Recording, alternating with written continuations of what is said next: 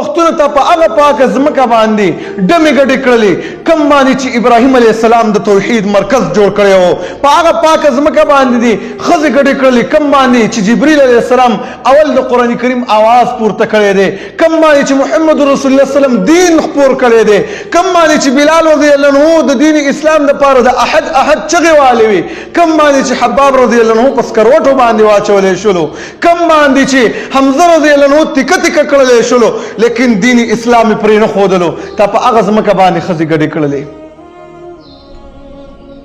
ډېر د افسوس خبره ده چې یهودي نصراني هندو دغه جرأت ونه کړلو چې هغه ځمکه باندې ښځې ګډې کړي او مسلمان دغه جرأت وکړلو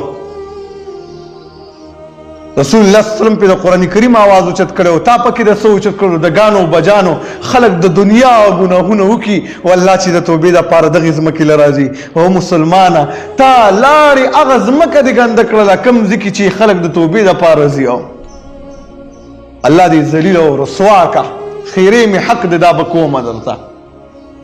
هغه مسافر چې ورته ناست چې غریبۍ د وجې نه کور پریښي د خپلو بچو درستخانې پریښي خپله ښځه یې پریښي مور او پلار یې پریښي هغوی له حیران شم چې تا باندې اختر هم د خفګان دی تا باندې خوشحالیانې نشي راتلی ستا اختر چې زه وګورم زما دلته زړه خفه شي او ته لاړې په هغه ځای کې د الله نافرماني کوې د دې په ځای به چېرته حج له تللی وې چېرته عمرې ته لاړ شي چې الله رب العالمین درنه راضي شي ته لاړې داسې خلکو ته کښېناستې چې په هغې باندې الله هم ناراضه مور او پلار هم در ناراضه تمام مسلمانان درنه ناراضه دي په دې باندې